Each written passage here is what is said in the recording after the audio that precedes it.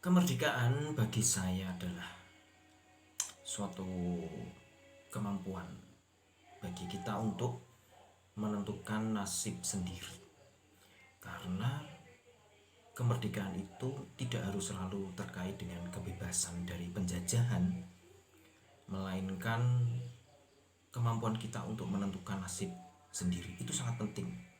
Menentukan nasib sendiri berarti kita diberikan tanggung jawab terhadap pilihan dan hasil dari pilihan tersebut. Hidup yang sesungguh-sungguhnya hidup adalah kalau kita menjalani hidup milik kita sendiri, yang kita tentukan sendiri, dan kemudian kita bertanggung jawab atas hasil pilihan itu. Bahwa hasil pilihan itu bisa bagus, bisa jelek, itu soal nanti. Yang terpenting adalah keputusannya. Itu kita sendiri yang menentukan, bukan orang lain, bukan ukuran orang lain, bukan ketentuan orang lain, bukan mimpi-mimpi orang lain, bukan aku tahu yang terbaik untukmu. Kitalah yang terbaik untuk diri kita sendiri. Dan dengan segala pilihan kita mempertanggungjawabkan semua keputusan yang kita ambil dalam hidup. Itu baru namanya merdeka.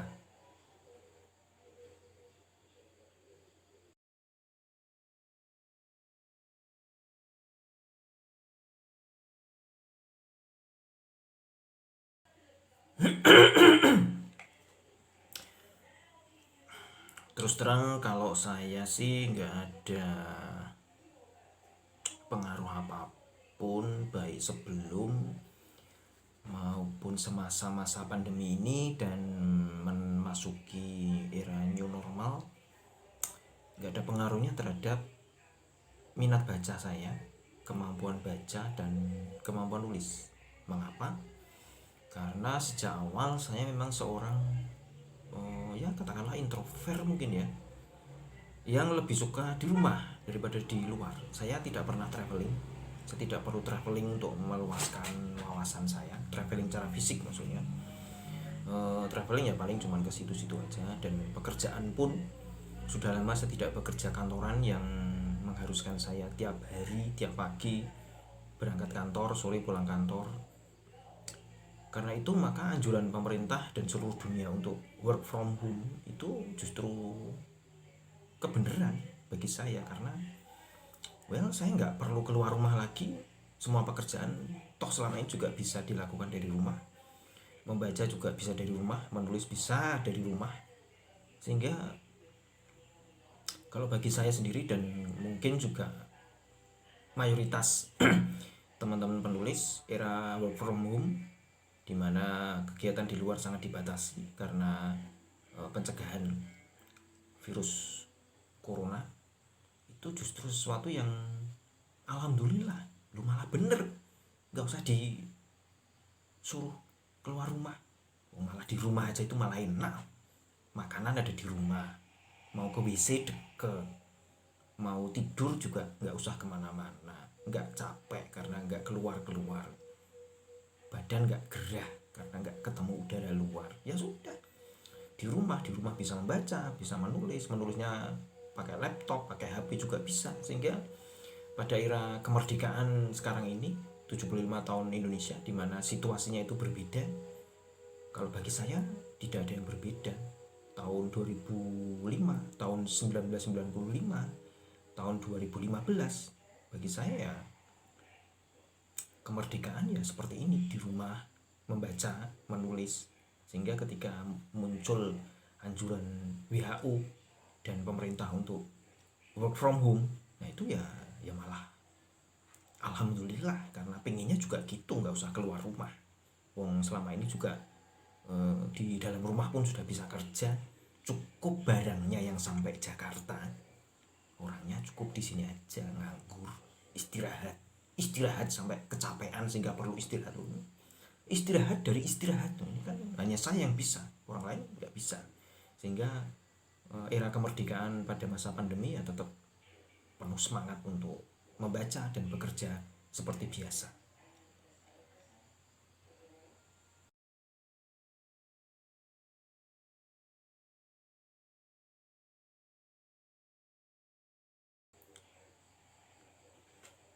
bagaimana saya menjaga semangat untuk membaca dan menulis pada masa seperti ini?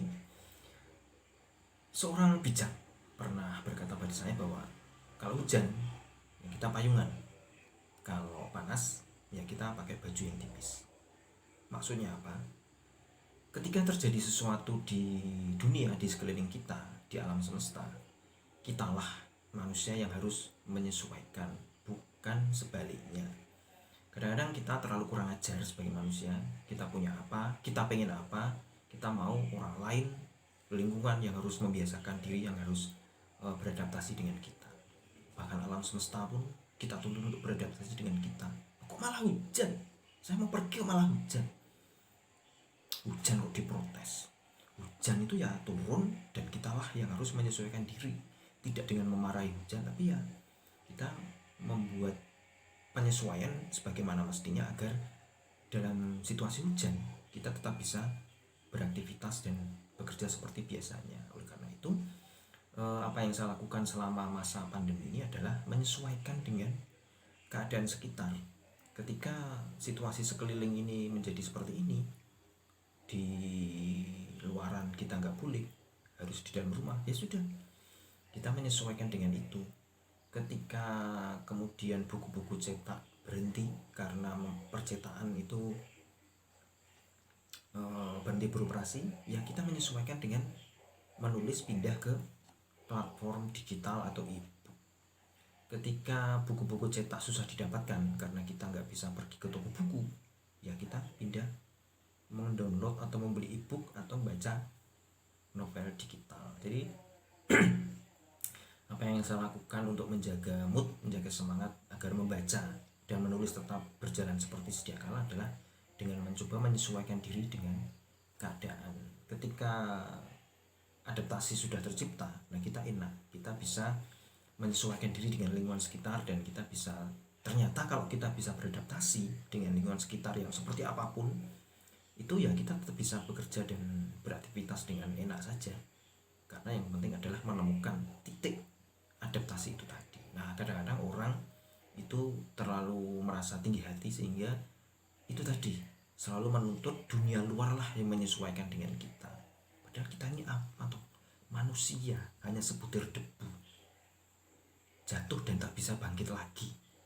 Memang cuma debu, kok kemaki pengen orang lain, semesta yang menyesuaikan diri dengan kita. Kitalah yang harus menyesuaikan dengan orang lain, dengan lingkungan sekitar, dengan alam semesta, sehingga dalam situasi apapun kita tetap bisa menemukan titik keselarasan untuk tetap bergiat dan bekerja seperti biasa.